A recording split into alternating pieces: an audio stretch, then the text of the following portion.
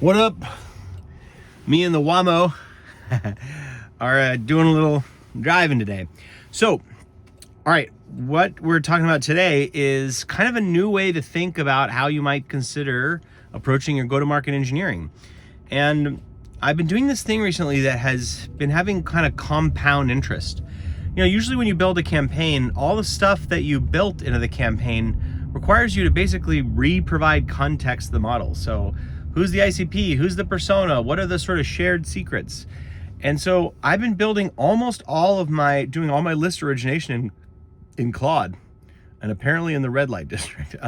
And so the nice thing about that is that you can get all the ICP docs, all the super secret sauce, and then have Claude just sort of understand all of the context, all of the nuance. And what I also do is I grab different subsets of calls, existing customers, close won customers, and then I say, what are the circumstances that changed in a company to have led them to need, that's a spy, this is a spy camera that's back here, to have led them to have needed my solution.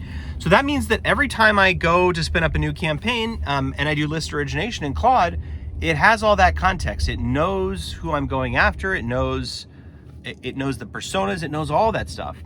And then what I'm doing is I'm connecting it to a bunch of APIs. Now, generally what I'm doing is I'm using a new little cool API library that Eric Nowoslawski found, Open Web Ninja or something.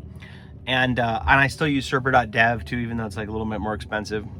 I run a bunch of queries. So yo serper, run a bunch of queries and take all those queries and drop all the results into, Eric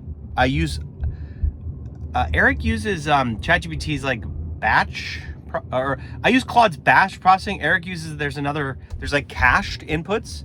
So it's like even cheaper to go do, to run API calls because you're like caching the inputs.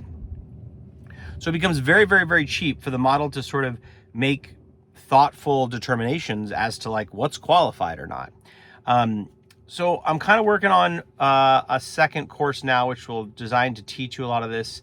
I already have programmatic idea generation for playbooks happening for data. So that's like done. I do have a contact or a company name to domain finder sort of done. It probably needs some more testing. What else have we worked on, Waymo? I've got, people say that they're driving like cabs in New York. It's not true. They're still driving a little timid. And I'm working on contact finder, basically going and finding. And it turns out one of the things that I found is just like regular Google searches are the best way to find contacts, even on LinkedIn. And then you can use a tool to go enrich them. So that's sort of what's happening. My goal is, I have to add like an email finder and a phone enrichment tool, but the goal is to have Claude write a bunch of ideations to be able to basically create and launch campaigns. Oh, by the way, I have like a messaging agent, so it kind of writes like me, and it does a really good job.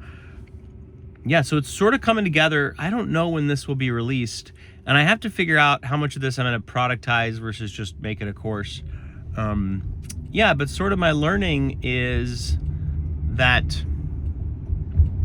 the tools are good enough for you to do shippable things in, especially if you can call great databases, which I'm doing with a lot of my clients, or scrape them, which you can do. I have a 30-minute tutorial on the Cannonball on how to build a scraper of anything.